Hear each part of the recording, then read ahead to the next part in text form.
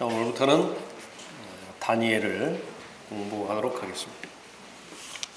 자, 교재를 보시면서요. 다니엘은 구약에서 가장 중요한 책들 가운데 하나이다. 특별히 다니엘 9장 때문에도 그렇습니다. 다니엘은 이방인의 때에 대해서 예언한 구약의 요한계시록입니다. 9장에 보면 다니엘의 70주에 관한 그 예언이 나오죠. 아마도 성경에서 가장 중요한 예언이 될 것입니다. 기록자는 다니엘입니다. 교재에 나와 있는 대로 유대인 카톨릭 개신교 학자들, 이 다니엘이 성경이라고 하는 점에 대해서 전반적으로 의심하고 반대를 하고 있습니다. 그래서 히브리 성경에서도 이 다니엘을 아주 하찮게 취급을 하고 있을 뿐만 아니라요, 또 개신교에서도 이 다니엘을 가르치지도 또 설교하지도 않는 그런 그 성향 가운데 있죠. 반면에 각종 이단들이라고 불려지는 그 사람들은 교회라고 하는 곳에서 그렇게 방치한 특별히 그 두 책, 요한계시록과 다니엘을 선점함으로 인해서 더 혼란을 가중시키고 있습니다. 이렇게 받아들이지 않는 까닭은 성경에서 아주 부인할 수 없는 공공연하고 자세한 예언이 기록되어 있기 때문에 그렇습니다. 특히 메시아에 관련된 부분이고 앞으로 다가올 세상에 대한 대환란과 또 천년왕국과 또 이후에 계속되어지는 그런 예언이 기록되어 있기 때문에 그렇습니다. 1장부터 7장까지는 역사적인 내용을 다룹니다. 3인칭으로 기록되어 있고요. 8장부터는 1인칭으로 직접 다니엘이 예언을 기록하고 있습니다. 성경에서 기록자 자신이 3인칭으로 기록하는 것에는 전혀 이상할 것이 없죠.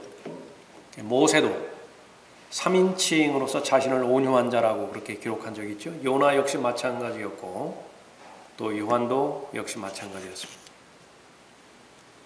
그래서 저자가 다니엘이라고 하는 사실에 대해서는 의심의 여지가 없습니다.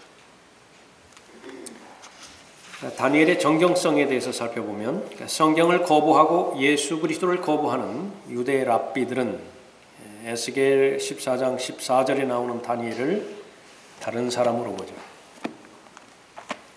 에스겔 14장에서는 성경에서 유명한 사람들 세 사람을 언급하고 있는데 비록 노아, 다니엘, 욥 이 세 사람이 그 땅에 있다 할지라도 그들은 그들의 이 의로 말미암아 자신들의 혼들만을 구해낼 뿐이라 주 하나님이 말하노라.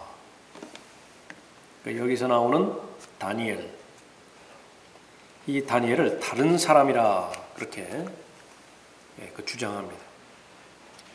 모세 이전에 어떤 알려지지 않은 사람이라고 주장하는 것인데 그 까닭은 노아와 욥이 성경에 잘 알려진 아주 중요한 인물이라고 하는 관점에서 볼 때 이 주장은 아주 터무니없죠.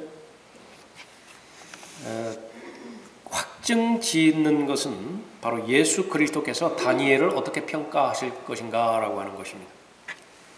마태복음 24장 15절에서 예수님께서는 직접적으로 다니엘을 정경으로 하나님의 말씀으로 그렇게 인정을 하셨죠. 마태복음 24장 15절에서 그러므로 너희가 선지자 다니엘을 통하여 말씀하신 멸망에 가증한 것이 거룩한 것에 선 것을 보리니 읽는 자는 깨달으라. 다니엘을 선지자로 인정을 하셨고 또 다니엘 책을 하나님의 말씀으로 언급을 하셨습니다. 동일한 내용이 마가복음 13장 14절에서도 언급하고 있죠. 그러나 너희가 선지자 다니엘이 말했던 멸망에 가증한 것이 서지 못할 곳에 서 있는 것을 볼 때면 읽는 자는 깨달으라. 유대에 있는 자들은 산으로 도망하라.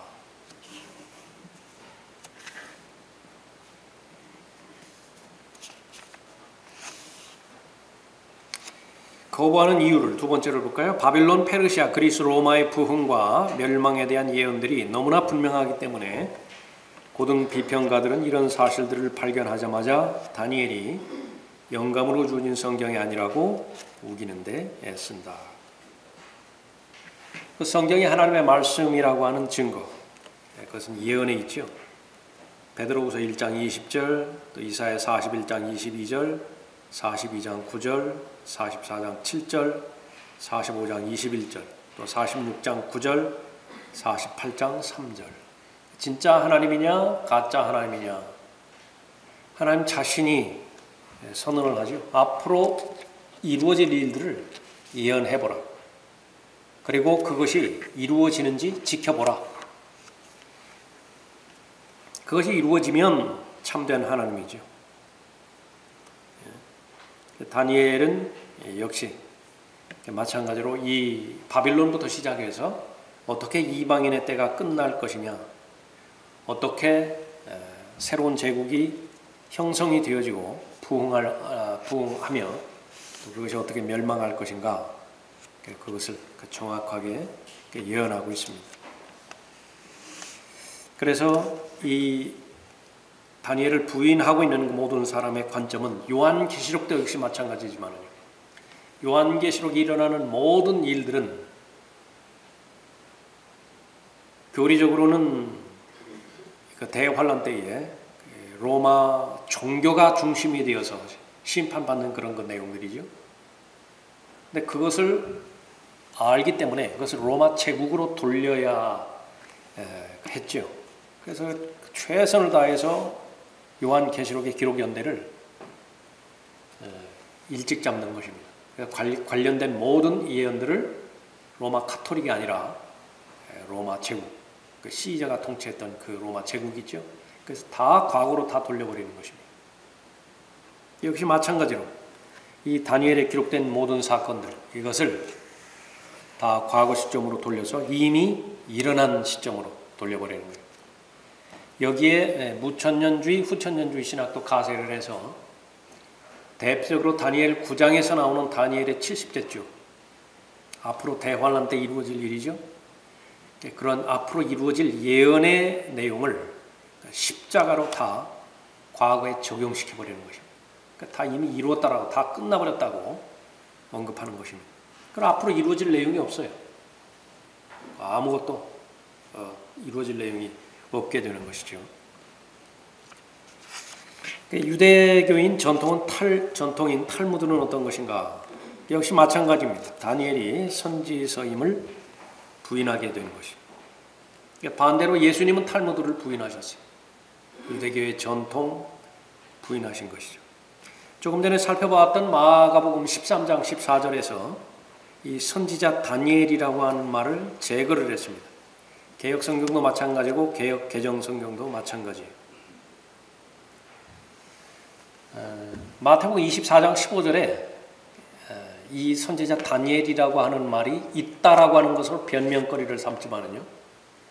그러나 하나님께서는 반드시 있어야 될 곳에 그 하나님의 말씀이 있어야 성경이 온전하게 완성이 되어지는 것이죠. 하나님께는 이 예언의 말씀을 성취하는 데 있어서 두 증인이 필요했습니다. 하나는 마태복음 24장이고요. 또 하나는 마가복음 13장이에요. 그 가운데서 증인 하나를 제거해버린 것입니다.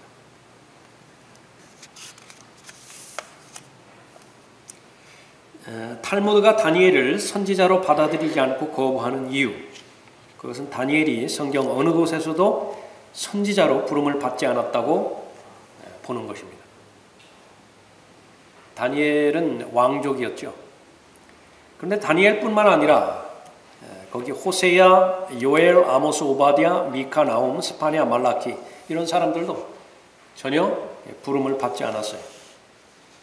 그럼에도 불구하고 히브리 성경에서는 이 12선지서들, 그것을 소선지서로 그렇게 포함을 시키죠.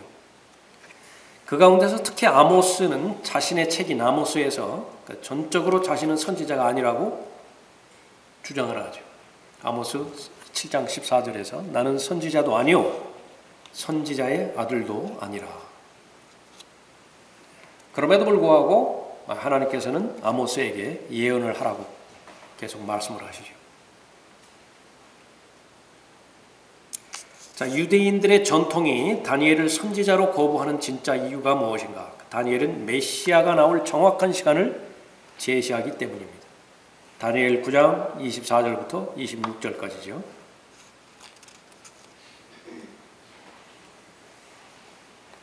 다니엘을 선지자로 깨달은 모든 사람들은 메시아가 오는 것을 놓칠 수가 없어요. 그런데 그 메시아가 오셨다가 메시아가 끊어지죠. 그럼 누구 때문에 메시아가 끊어지는 것인가? 본인들 때문이에요. 근데 그 책임을 지고 싶지 않은 것입니다. 그래서 다니엘을 선지자로 거부하는 이유 가운데 하나이기도 합니다. 또 하나는 예표론이에요. 하나님을 강력하게 예표하고 있는 것인데 다니엘에서는 5장에서는 다니엘이 삼위일체 가운데 세 번째 인격이신 성령을 예표합니다. 5장 29절에서 또 창세기 41장 41절 이후에서 예표하는 것처럼 또 6장에서는 삼위일체의 두 번째 인격이신 주 예수 그리스도를 예표하기도 하죠. 본문을 공부할 때 자세히 살펴보기도 합니다.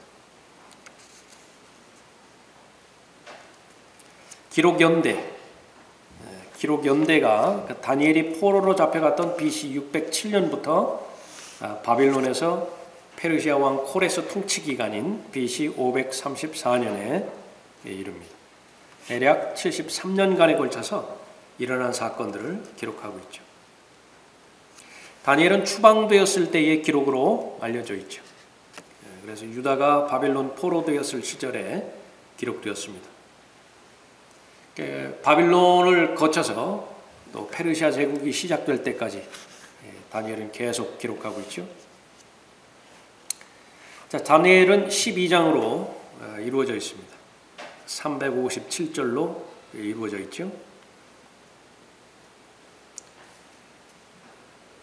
기록은 1장 1절부터 2장 3절까지 히브리어로 기록이 되어 있고 또 2장 4절부터 7장 28절까지 칼데어의 한 부류인 아람어로 기록되어 있습니다. 다시 8장 1절부터 12장 23절까지 다시 히브리어로 기록되어 있습니다. 크게 나누어서 두 부분으로 나누어지는데 1장부터 6장까지는 역사적인 사건들을 기록하고 있고요. 또 7장부터 마지막 장인 12장까지는 예언을 다루고 있습니다. 1장에서는 이방인 왕국이 어떻게 시작되는가, 포로로 잡혀가는 것으로부터 시작되어지죠. 또 2장에서는 느부갓네살이 꾼 꿈을 꾸죠. 3장에서는 그 꿈의 내용을 금으로 형상을 만들죠. 4장에서는 느부갓네살이 나무에 관해서 꿈을 꾸고 또 5장에서는 바빌론이 결국은 멸망을 합니다. 6장에서는 사자굴이 나오죠. 그렇게 1장부터 6장까지 역사적인 내용들이 잘 다루어져 있고 7장부터 이제 12장까지는 바로 예언의 말씀입니다. 7장에서 보면 큰 네 짐승이 등장을 하죠. 환상을 보는 것인데 또 8장에서는 수량과 숫염소로 그 대표되어지는 예언이 기록이 됩니다. 9장 계속해서 반복해서 살펴봤던 것처럼 70제 주가 나오죠. 10장에서는 이제 진리의 성경이라고 하는 말씀이 나오는 것인데 10장부터 마지막 12장까지 앞으로 되어질 구체적인 예언의 말씀, 특히 땅에 관련돼서 예언의 말씀이 그렇게 기록되고 있습니다. 다니엘은 세계 역사가 어떻게 흘러가는지에 관하여 네 가지로 정확한 설명을 한다 그랬죠. 특별히 2장, 7장, 8장, 11장에 나와 있습니다. 2장에서는 전체 영역을 다 다루고 있고요. 그 다음에는 계속해서 더 구체적인 그런 영역으로 좁은 영역에서 예언의 말씀을 설명하고 있습니다. 2장을 보면 2장에서는 4개의 왕국들이 나온 후 다음 잠시 휴지 기간이 있고 그 다음에 적그리스도의 왕국이 나옵니다. 7장에서는 세 개의 왕국들이 나온 후 또 휴지기간이 있죠. 그 다음에 적그리스도의 왕국이 나옵니다. 마지막은 다 적그리스도의 왕국이에요. 마지막이니까 그렇습니다. 또 8장에서는 두 개의 왕국이 나오죠. 아까 그렇게 살펴봤었던 수량과 수렴소죠. 그 다음에 잠시 휴지기간이 있고 그 다음에 적그리스도의 왕국이 나옵니다. 마지막으로 11장에서는 하나의 왕국만 나와요. 그것은 적그리스도의 왕국입니다. 다니엘 이름의 뜻은 나의 심판은 하나님이다 라고 하는 뜻입니다. 하나님은 나의 심판, 하나님은 나의 재판관이라고 하는 뜻이죠. 다니엘 할 때의 엘, 그것은 하나님이라고 하는 이름을 나타내는 엘로힘의 그 줄임말이죠. 간략형입니다. 단이라고 하는 것은 심판을 의미합니다. 자, 어떤 심판의 내용들이 포함되어 있는 것인가? 우선 보면은 음식 문제가 나오죠. 우상에게 바쳐졌던 음식, 그 음식을 먹어야 할 때가 왔을 때 1장이죠. 다니엘과 그의 세 친구들 사이를 하나님께서 판단하시는 것입니다. 어떤 반응을 보일 것이냐 심판하시는 거죠. 그 다음에 포로로 잡혀온 나머지 사람들 하나님께서 다 판단하십니다. 느부갓네살이 꿈을 꿨죠. 이제 해석할 때가 왔습니다. 2장이죠. 하나님께서 다니엘과 그의 세 친구들을 마술사들과 점성가들과 점치는 자들 사이에 그 차이점을 놓고 또 판단을 하셨어요. 그 다음에 세 히브리 청년들, 소년들이 느부갓네살 형상에 절하지 않았을 때 진실로 신실했다라고 하는 사실을 또 하나님께서 심판하시고 판단하셨죠. 또 하나님께서 느부갓네살을 판단하셔서 심판하셔서 그의 교만을 밖으로 드러내신 것인데 바로 짐승이 되게 해주셨죠. 4장입니다. 벨사살이 베푼 술잔치에서 성전 기명들을 더럽힌 것에 대해서 이 벨사살은 대표적으로 달신을 아주 적극적으로 숭배했던 우상 숭배자였거든요. 그 당시에는 전쟁이 벌어졌다고 한다면 이집트에서도 마찬가지지만요. 신과 신과의 전쟁이에요. 벨사살이 이겼다 그러면 벨사살이 섬기는 신이 이긴 것입니다. 누가 패배한 것입니까? 여호와 하나님이 패배한 거예요. 그것을 상징적으로 보여주기 위해서 성전 기명들을 더럽혔죠. 그 사실에 대해서 하나님께서는 심판하신 것입니다. 6장에서 그랬죠. 또 7장부터 12장까지는 민족들, 이스라엘, 적그리스도, 모든 인류 그것을 심판하실 것을 다니엘에게 보여줌으로 인해서 그 다니엘이 이제 끝나게 됩니다. 자, 신약의 다니엘에 해당되지는 책이 요한계시록이다. 서로 보완해주는 책입니다. 요한계시록은 다니엘을 보완해주고 다니엘은 요한계시록을 보완해주고 이 두 책은 서로 보완하죠. 요한계시록을 성경을 여는 열쇠에 해당되는 책이라고 언급하고 있죠. 66권 중에서 어느 책 한 권을 선택했을 때에 그 한 권을 통해서 성경 전체 역사를 가장 잘 알 수 있는 책이 어떤 책인가? 요한계시록이라고 하는 것이에요. 병행해서 다니엘이라고 하는 책을 통해서 살펴봤을 때에 인류의 역사와 하나님의 역사, 하나님의 계획을 일목요연하게 어떻게 잘 알 수 있는 것인가? 그 책이 다니엘이라고 하는 책이죠. 그 부분에 있어서 교리적으로 또 역사적으로 가장 중요한 책이라 그렇게 볼 수 있습니다. 서로 중첩되기도 하고 서로의 내용을 지지해주고 때때로 서로 보완한다. 특히 7장에서 12장 공부할 때 그렇습니다. 다니엘은 구약 성경의 끝과 그리스도의 초림 사이의 공백기를 메워준다. 그러니까 다니엘 1장에서 이방인의 때가 시작이 되어집니다. 유대 왕국이 북쪽이 먼저 BC 721년에 멸망하고 남쪽에 BC 606년에 이제 멸망함으로 인해서 그 주체가 되어지는 왕국이 없어져 버렸죠. 그 다음에는 차선으로 하나님께서는 이방인의 이방인 왕국을 간섭을 하시죠. 운영해 나가시는 것입니다. 그 이방인의 왕국은 어떻게 진행되어서 어떻게 종말을 맺을 것이냐라고 하는 것이 바로 다니엘에 기록된 내용이죠. 그래서 이 말라키에서 끝나고 400년 있다가 마태복음이 시작되어지는데 그 중간에 해당되는 400년에 해당되어지는 그때에 어떤 일들이 일어날 것이냐라고 하는 것을 다니엘을 통해서 알 수 있는 것입니다. 이 사실을 부인하면은 여러 가지 역사적인 자료라든지 거기에 나와 있는 대로 무슨 금석학이라든지 무슨 비문 해석이라든지 이런 부분을 통해서 알려고 하는 것인데 그것은 거의 영향을 미치지 않습니다.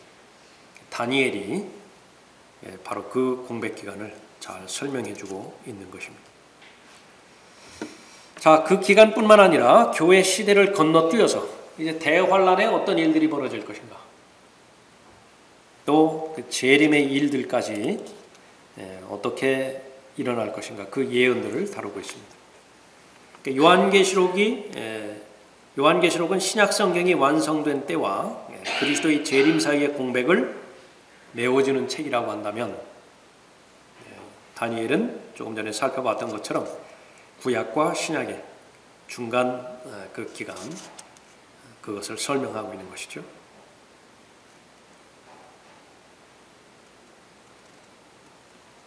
다니엘을 선지자로 증거하게 되는 이유, 사람들이 거부하게 되어지는 이유, 요한계시록이 신약의 완성과 또 그리스도의 재림의 간격을 정확히 메우는 것처럼 다니엘서가 구약 정경의 끝과 그리스도의 초림 사이의 간격을 메웠기 때문이다. 그렇게 언급하고 있죠. 자, 그런 그 관점에서 다니엘을 계속 살펴볼 것입니다. 계속 그렇게 공부했듯이요. 라크만 목사님의 그 주석서가 가장 중심이 되었고요. 또 라크만 목사님이 가장 추천하는 책, 클라렌스 라틴의 그 다니엘 책이 있습니다. 다니엘 책이 있고, 그 다음에 또 다른 전천년주의의 관점에서 그렇게 살펴본 자료들을 중심으로 해서 살펴보도록 하죠. 1장 보겠습니다. 다니엘 1장 보십시오.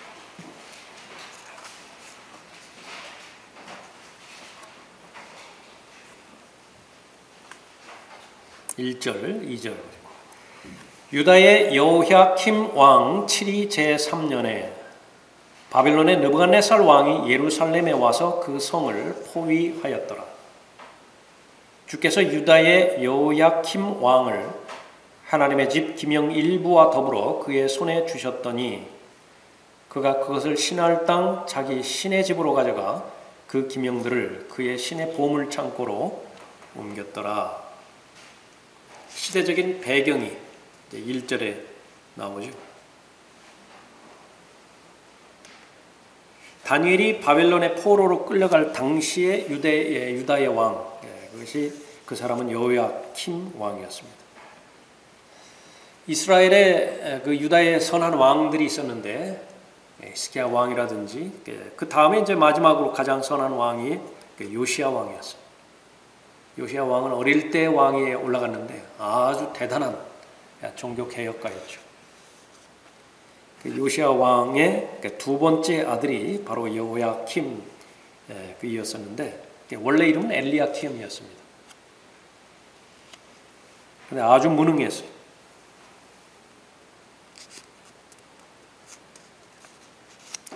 거기에 에레미야 25장 보십시오. 에레미야 25장.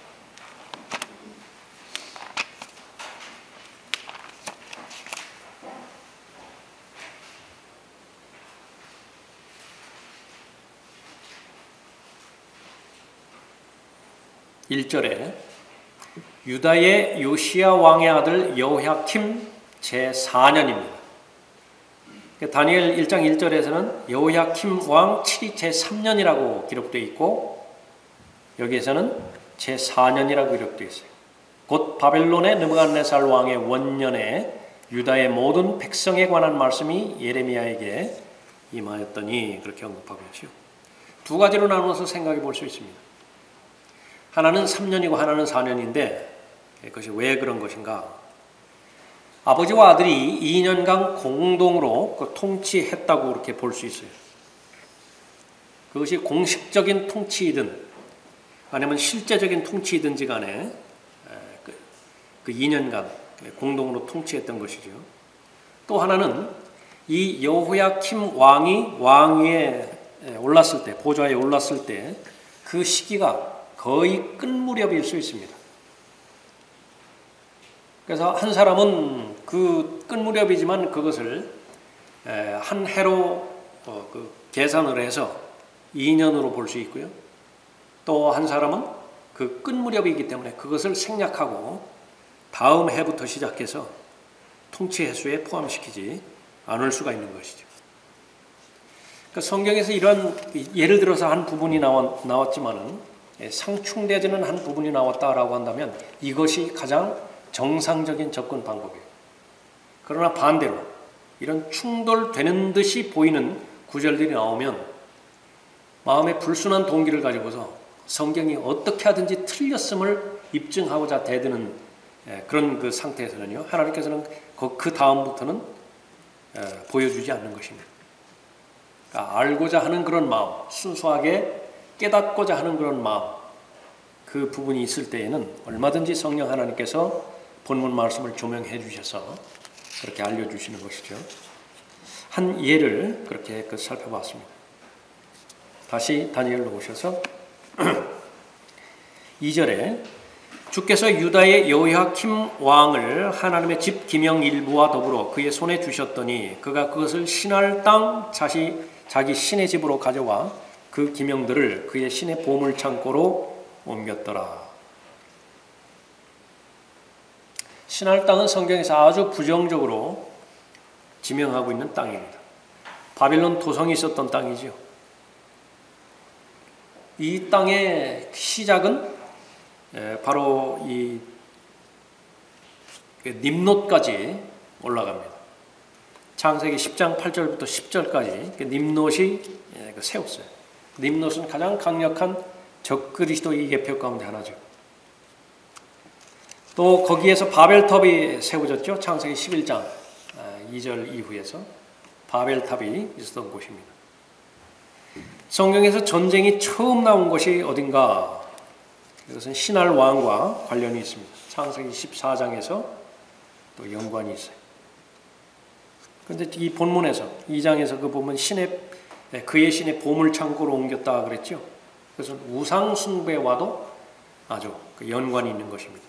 스가랴 5장 11절 이후에서 보면 대환란 기간 동안에 적그리스도의 형상과 관련이 있는 것으로 언급되고 있습니다. 그러니까 이 다니엘은 처음부터 아주 부정적인 배경과 부정적인 상황 가운데서 내용이 전개되고 있습니다. 3절 보십시오. 왕이 그의 내시장관 아스페나스에게 이스라엘 자손들과 왕의 씨들과 고관들 중에서 몇 사람을 데려오라고 일렀더니 곧 흠없고 잘생겼으며 모든 지혜에 능숙하고 지식에 뛰어나며 과학을 이해하며 그들 안에 왕궁에서 설 수 있는 능력을 갖춘 그러한 소년들로서 그들에게 칼데아인들의 학문과 언어를 가르치기 위함이더라. 이 느부갓네살이 전쟁을 벌이기 위해서, 또 이집트와의 그 전쟁을 벌이기 위해서 자신의 왕국을 떠났는데 그 가운데서 역시 마찬가지로 이 느부갓네살도 공동 통치했어요. 왕이 죽은 거에 본토에서 급히 복귀를 해야 되는데 복귀하는 과정 가운데서 이 유다에 있던 이 청년들, 왕족이죠. 이 왕족들을 사로잡아간 것입니다. 그래서 3차례에 걸쳐서 계속 포로로 옮겨가는데 이 첫 번째 포로로 잡혀가는 이 부분이죠. 그래서 그 왕이 그 내시 장관 아스페나스에게 이스라엘 자손들과 왕의 시들과 고관들 중에서 몇 사람을 데려오라고 일렀다. 성경을 살펴볼 때 어떤 부분이 예언이 되어 있고 그 예언이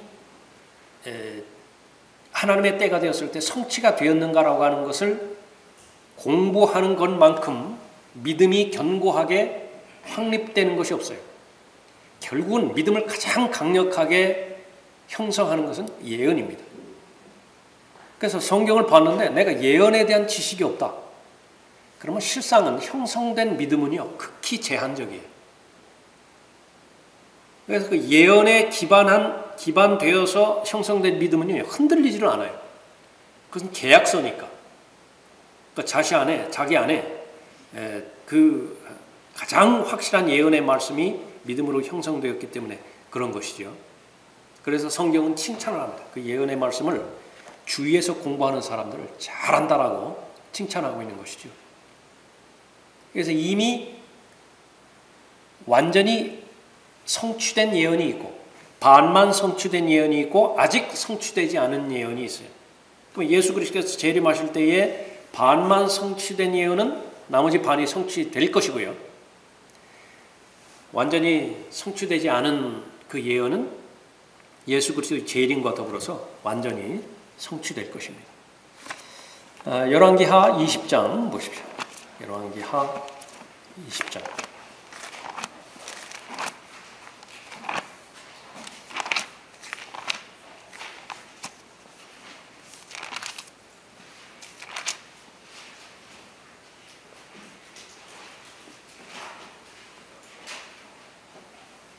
열왕기하 20장은 히스기야에 관련된 내용이 기록되어 있는데 히스기야가 병들어 죽게 되었어요. 하나님 앞에 매달렸죠. 간절히 기도해서 그 기도에 응답하여 주심으로 인해서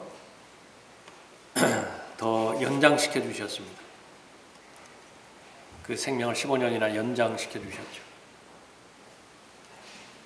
근데 거기에서 이 히스기야가 이 교만한 마음을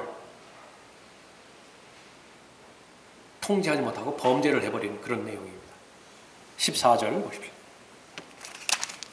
그때의 선지자 이사야가 히스기야 왕에게 가서 말하기를 이 사람들이 무엇을 말하였으며 그들이 어디에서 왕에게로 왔나이까 하니 히스기야가 말하기를 그들이 먼 나라 즉 바빌론으로부터 왔나이다 하더라. 바빌론에서 히스기야의 병문안을 왔던 것이에요. 근데 히스기야가 어리석은 짓을 한 것이 자랑하고 싶어졌거든요. 그러니까 자기 무기고를 열어가지고 모든 병기를 다 보여준 것입니다.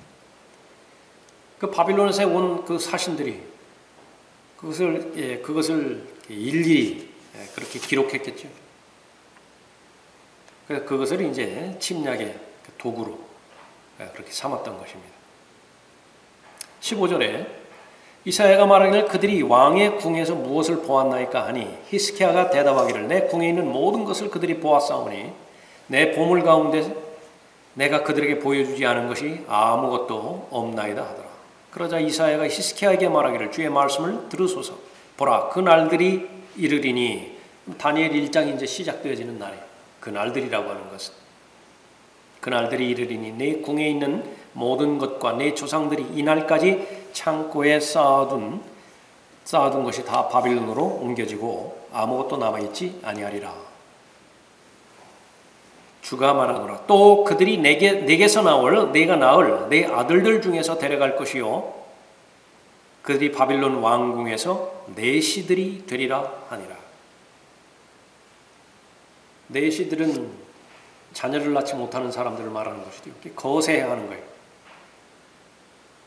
그런데 그 부분이 이 말씀이 이 다니엘에게 또 그 세 친구에게 그대로 적용이 되어서 한 것이죠. 이미 예언됐어요. 아주 정확하게 예언을 하고 있죠. 두루뭉실하게 예언한 것이 아니라 정확하게 역사적으로 예언하고 있는 것입니다. 한 구절 더 보죠. 이사야 39장 보십시오.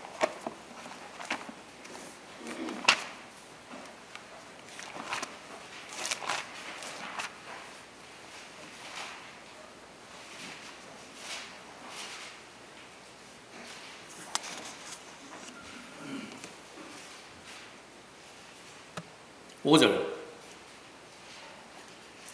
그러자 이사야가 히스키야에게 말하기를 왕은 만군의 주의 말씀을 들으소서.